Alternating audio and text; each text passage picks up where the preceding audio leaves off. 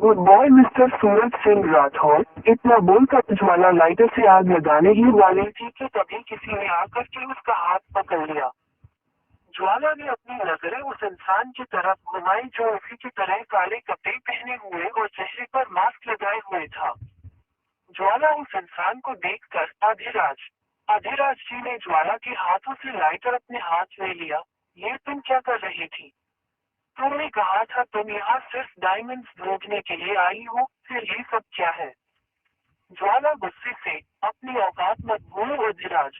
मुझसे सवाल पूछने की अभी तुम्हारी हैसियत नहीं है। भूलो मत मैं कौन हूँ। ज्वाला की बात सुनकर अधिराज अपनी मुठिया बंद करते हुए अपना गुस्सा शांत करने लगा।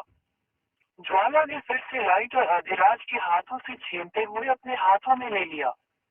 ज्वाला ने अधिराज की जलती आंखों से देखा, फिर कभी मेरे काम के बीच मत आना, वरना ये सब तुम्हारी बेटी और बीवी के लिए बिल्कुल भी अच्छा नहीं होगा जिन्हें तुम अपनी जान करते हो। अधिराज धीमी आवाज में, ठीक है, पर तुम सूरज को ऐसे क्यों मार रही हो? हम तो यहाँ सिर्फ डायमंड लेने ही आए थे ना, फिर इसे मारने की क्या जरूरत हो गई? ज्वाला स्मित करते हुए, ज्वाला को जब कोई चीज नहीं मिलती है तो वो उसे जलाकर राख बना देती है। तुम्हारे इस पुराने दोस्त ने भी कुछ ऐसी ही गलती करी है। मैंने जब इससे डायमंड के बारे में पूछा तो इसने मुझे कुछ नहीं बताया। इसका मतलब अब इसे मरना ही पड़ेगा। और वैसे भी अब जब इसने मेरा असली चेहरा देख ही लिया है तो इसके जीने का क्या ही मतलब रह जाता है। अधिराज जी कुछ बोलने की कोशिश करते हुए, पर ज्वाला चिल्लाते हुए, तुम पहले ही मेरा बहुत टाइम वेस्ट कर चुके हो। मुझे जल्दी से जल्दी यहाँ से निकलना है। तुम्हें आना है तो आओ, वरना तुम भी मरो इसके साथ। इतना बोलकर ज्वाला ने एक आखिरी बार सूरज सिंह की तरफ देखा, जिसकी आंखों में अभी भी उसके लिए प्यार था, पर इसके साथ ही उसकी आंखों में आज दर्द भी साफ दिख रहा था। ज्वाला ने एक गहरी सांस ली और उस चलते हुए लाइटर को कमरे में फैले केरोसिन पर डाला और तुरंत रूम से बाहर निकल गई। पूरे रूम में आग फैलने लगी थी। अधिराज जी ज्वाला के रूम से बाहर जाते ही तुरंत ही सूरज सिंह के पास गए, जो बहुत मुश्किल से अपनी आंखें खोल पा रहे थे। अधिराज जी सूरज सिंह के पास जाकर, सूरज सूरज आंखें खोलो अपनी, सूरज।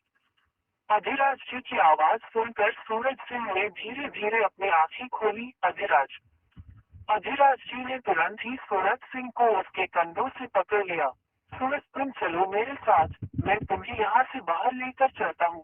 देखो यहाँ आग फैलती जा रही है। इतना बोलकर अधिराज जी सूरज सिंह को उठाने की कोशिश करने लगे। सूरज सिंह ने अपना हाथ अधिराज जी के कंधे पर रखा। नहीं मेरे दोस्त, अब नहीं। अधिराज जी फ्रस्ट्रेटेड होते हुए, बकवास मत करो सूरज, चलो मेरे साथ, हमारे पास ज्यादा टाइम नहीं बचा है। सूरज सिंह ने स्माइल करते हुए अधिराज जी की तरफ देखा। अधिराज अब मुझ में जीने की इच्छा नहीं बची है। जब मेरे प्यार ने ही मुझे इस तरह से धोखा दे दिया है तो मैं जीकर क्या करूँगा? नहीं, अब मैं इस दुनिया में नहीं रह सकता। अधिराज जी की आंखों में आंसू आने लगे थे। वो अपने भाई जैसे दोस्त को ऐसे नहीं खो सकते थे। सूरज प्लीज, और किसी के बारे में ना सही, एक बार आदि के बारे में तो सोचो, तुम्हारे बिना उसका क्या होगा? सूरज सिंह ने एक गहरी सांस ली। आदि मेरा बेटा, अधिराज मुझसे वादा करो, मेरे जाने के बाद तुम आगे का ध्यान रखोगे। मेरे साथ साथ इस कड़वे सच को अब वो भी जान चुका है। आगे की लाइफ उसके लिए बिल्कुल भी आसान नहीं होगी। और शायद ज्वाला भी उससे हल करने की कोशिश करे। तो प्लीज तुम उसका ध्यान रखना। एक तुम ही हो जो उसे प्रोटेक्ट कर सकते हो। वादा करो मुझसे। अधिराज जी की आंखों से आंसू बहने लगे थे। मैं वादा करता हूँ, मैं अपने आखिरी सांस तक आदि को प्रोटेक्ट करता रहूंगा। मैं उसे ज्वाला के हर एवल प्लान से प्रोटेक्ट करूंगा। सूरज सिंह के चेहरे पर एक छोटी सी स्माइल आ गई। थैंक यू, अब तुम जाओ यहाँ से। अधिराज फिर से सूरज सिंह का हाथ पकड़कर, प्लीज सूरज, मैं तुम्हें मरता हुआ छोड़कर नहीं जा सकता, प्लीज चलो मेरे साथ। सूरज सिंह ने अधिराज का हाथ कसकर पकड़ा। अधिराज तुम्हें हमारी दोस्ती की कसम, तुम जाओ यहाँ से। मैं नहीं चाहता मेरी वजह से रावी अपने पापा को खो दे, इसलिए प्लीज तुम जाओ। अधिराज जी के पास अब कोई चारा नहीं बचा था और आग भी उस रूम में चारों तरफ फैल चुकी थी। उन्होंने एक आखिरी बार सूरज सिंह को देखा, जो अभी भी इतने दर्द में स्माइल करते हुए उसे देख रहा था। अपने बहते हुए आंसुओं से अधिराज अपनी जगह से उठा और अपने भारी कदमों से बाहर की तरफ चल दिया। अपने दोस्त को यूं मौत के मुंह में छोड़ने का दर्द उनके अलावा और कोई नहीं समझ सकता था। सूरज सिंह जैसे जाते हुए अधिराज जी की पीठ दिखाई दे रही थी। Good bye Adhiraj. वही बाहर गार्डन में बैठे हुए जयदेव जी और संदीप जी बातें कर रहे थे कि तभी सौम्या जी अपनी एक्टिंग करते हुए वहां आई। सौम्या जी चिल्लाते हुए, जय जय जल्दी आइए, घर में आग लग गई है, जय। सौम्या जी आवाज सुनकर जयदेव जी और संदीप जी दोनों घर के अंदर दौड़े। दोनों सौम्या जी के साथ उस रूम के पास पहुंचे जहां आग लगी थी, पर वहां का नजारा देखकर उन दोनों की सांसें थम सी गई थी। जयदेव जी चिल्लाते हुए, भाई। वो तुरंत रूम की तरफ दौड़े, जहां बाहर खिड़की पर किसी जिंदा लाश की तरह खड़ा था। उसके फेस पर कोई एक्सप्रेशन नहीं थी, न ही वो अपनी पलकी झपका रहा था। वो बिना हिले डुले बस उस खिड़की में से अंदर देख रहा था। आग रूम से बाहर निकलने लगी थी। उसकी लपटें खिड़की से बाहर आज तक भी आ रही थी, पर उसे तो मानो कोई होश ही नहीं था। जयदेव जी ने जब रात को ऐसे देखा तो दौड़कर उसे अपने बाहों में भरकर आग से दूर किया, आदि। पर आग की तरफ से कोई हलचल नहीं हुई थी। जयदेव जी बार बार आग के गाल को थपथपा कर उसे होश में लाने की कोशिश कर रहे थे, पर कोई फायदा नहीं हो रहा था। संदीप जी, जिनकी गोद में अभी किच्चू था, उन्होंने खिड़की में से अंदर देखने की कोशिश करी तो अंदर का नजारा देखकर उनके होश उड़ गए। सूरज भाई। जयदेव जी ने आग को आग से थोड़ा दूर खड़ा किया और दरवाजा तोड़कर अंदर जाने लगे, पर संदीप जी ने उनका हाथ पकड़ लिया। जय, ये क्या कर रहे हो तुम? जयदेव जी अपना हाथ छुड़ाते हुए, तुम्हें दिखाई नहीं दे रहा है क्या? भाई वहाँ मर रहे हैं, मैं उन्हें बचाने के लिए जा रहा हूँ। सौम्या जी अपने नकली आंसू बहाते हुए जयदेव जी का हाथ पकड़कर, जय प्लीज अंदर मत जाए, देखिए आग कितनी फैल गई है, प्लीज जय, हम आपके बिना नहीं रह सकते। जयदेव जी ने एक झटके से सौम्या जी का हाथ झटक दिया। ये क्या बकवास कर रही हो तुम? मैं अपने भाई को मरने के लिए नहीं छोड़ सकता, मुझे उन्हें बचाना ही पड़ेगा। संदीप जी ने एक गहरी सांस ली। एक मिनट जय, मैं तुम्हारा बॉडीगार्ड हूँ, इसका मतलब तुम पर कोई भी मुसीबत आने से पहले उसे मुझसे होकर गुजरना पड़ेगा, इसलिए अंदर मैं जाऊंगा। जयदेव जी की आंखें बड़ी हो गई। नहीं संदीप, ये तुम क्या कह रहे हो? संदीप जी एक छोटे से स्माइल करते हुए, सूरज भाई सिर्फ तुम्हारे ही बड़े भाई नहीं है, मेरा भी उनसे कुछ रिश्ता है, और मेरी भी उनके लिए कोई जिम्मेदारी बनती है, इसलिए अंदर तो नहीं जाऊंगा, और तुम्हें मेरी कसम से, तुम अब मुझे नहीं रोकोगे।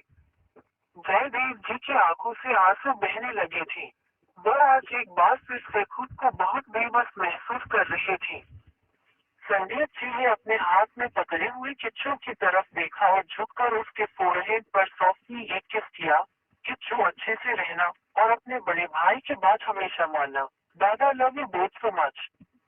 इतना बोलकर संदीप जी ने अपने इमोशंस को कंट्रोल करते हुए किच्चू को सौम्या जी की गोद में सौंपा। भाभी, मैं नहीं जानता आगे क्या होगा, पर अगर मुझे कुछ भी हो जाए तो प्लीज आप मेरे युवी और किच्चू को अपने बच्चों की तरह ही पालना, उन्हें कभी भी उनकी माँ की कमी महसूस मत होने देना। ये मेरी आपसे आखिरी रिक्वेस्ट है, प्लीज मेरे बच्चों को कभी अकेला मत छोड़ना। सौम्या जी ने धीरे से हाँ में अपना सिर हिला दिया। जयदेव जी ने संदीप जी को गले लगा लिया। मैं वादा करता हूँ, मैं कभी भी लुबी और किच्चू को अकेला नहीं छोड़ूंगा, मेरे लिए वो दोनों भी मेरे अपने बच्चे होंगे जैसे बाकी सब है। संदीप जी स्माइल करते हुए हग ब्रेक किया। That S relief.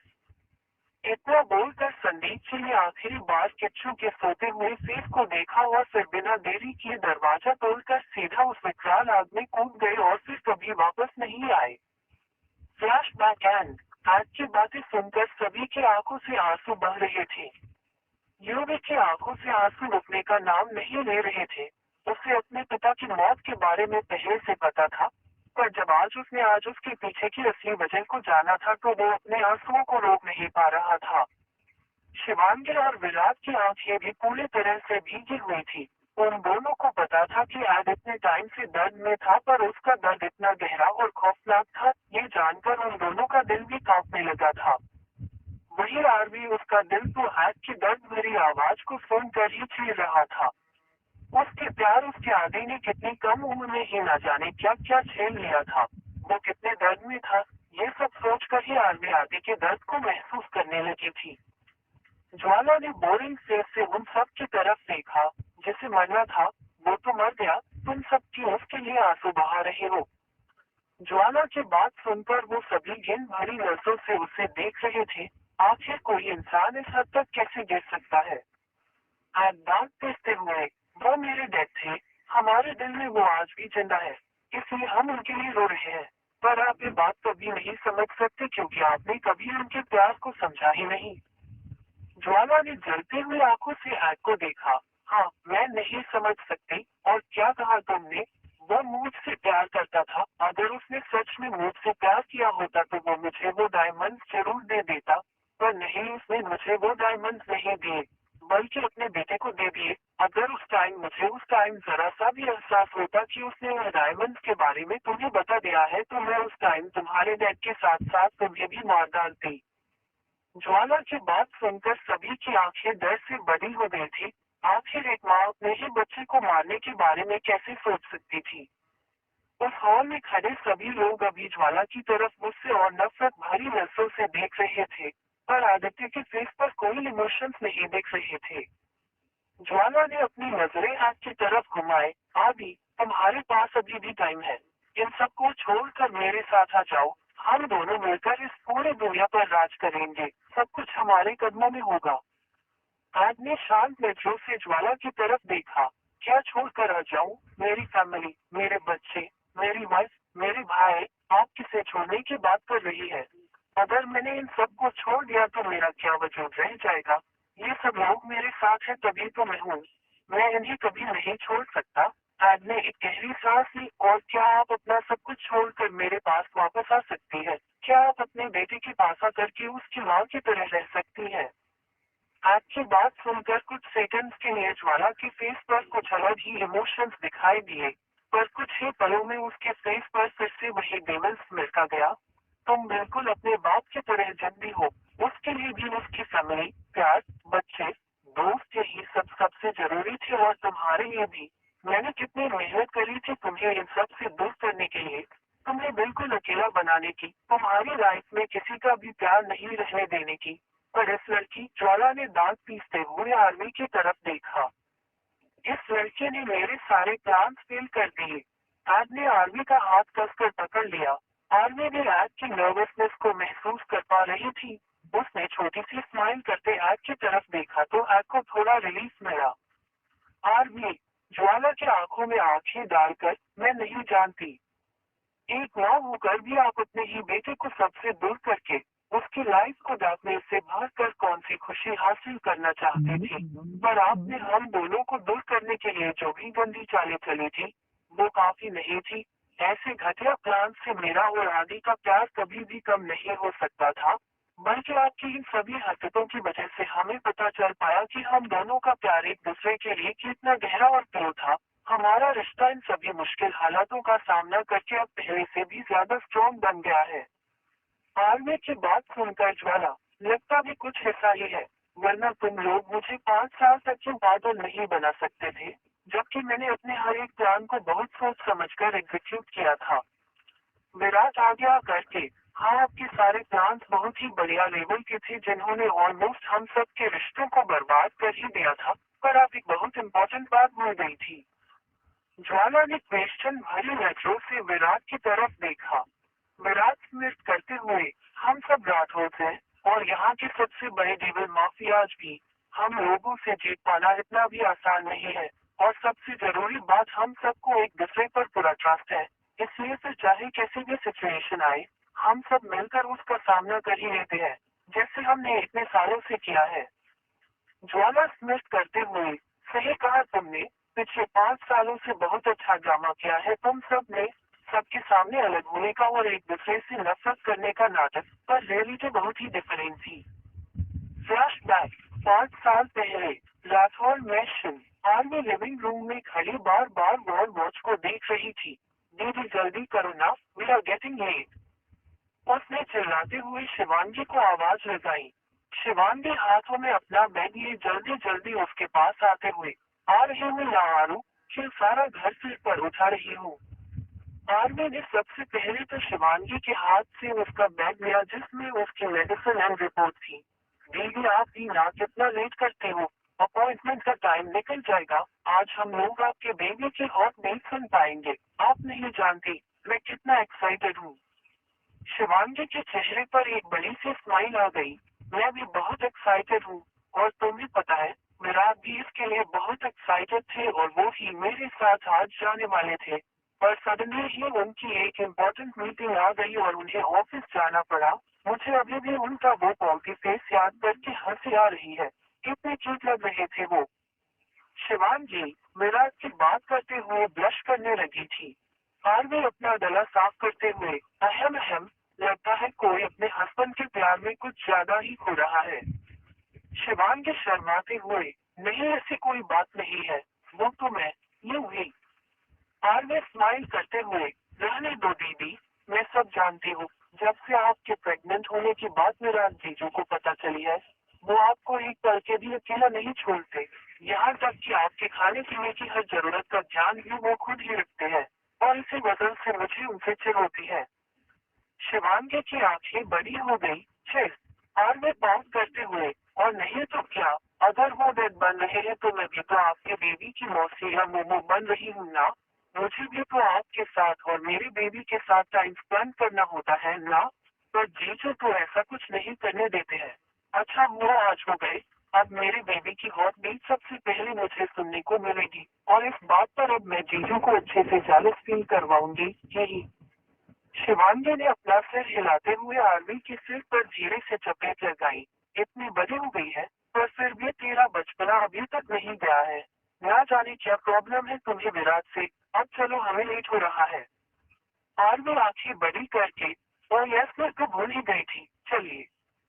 कुछ घंटों बाद हॉस्पिटल के बाहर बने गार्डन में आरवी और शिवांगी हॉस्पिटल में चेकअप करवा कर आ चुकी थी और अभी दोनों गार्डन में बैठे हुए रिलेट करते हुए बातें कर रही थी। आरवी शिवांगी के बच्चे की अल्ट्रासोनोग्राफी वाली फोटो को देखकर बड़ी सी स्माइल करते हुए, ओह दीदी आपका बेबी अभी कितना छोटा सा है, एकदम बादाम के जैसा, सो क्यूट। बस अब ये जल्दी से बाहर आ जाए और फिर मैं इसके साथ खेलूं। मेरी भी छोटी बेबी के साथ बहुत खुश हो जाएगी। शिवांगी अपनी कमी पर हाथ रखते हुए, हाँ हम सभी ही बहुत बेचैनी से इसके आने का वेट कर रहे हैं। शिवांगी ने आरवी के फेस की तरफ देखा, जिस पर उस फोटो को देखते हुए बहुत ही अलग तरह की खुशी दिखाई दे रही थी। उसकी आंखें खुशी से चमक रही थी। शिवांगी धीमी आवाज में, आरो। आरवी अभी भी उस फोटो को देखते हुए, हम। शिवांगी सॉफ्ट आवाज में, तुम आदि भाई को बेबी के बारे में कब बता रही हो। तुमने डॉक्टर की बात सुनी थी ना। अब तुम्हारा सेकंड मंथ स्टार्ट होने वाला है, तो तुम्हें अपना ज्यादा ध्यान रखना पड़ेगा। और अब तुम इस बात को और ज्यादा नहीं छिपा सकती, इसलिए अब तुम्हें यह बात उन्हें बता देनी चाहिए। शिवांगी की बात सुनकर आरवी के फेस सीरियस एक्सप्रेशन आ गए।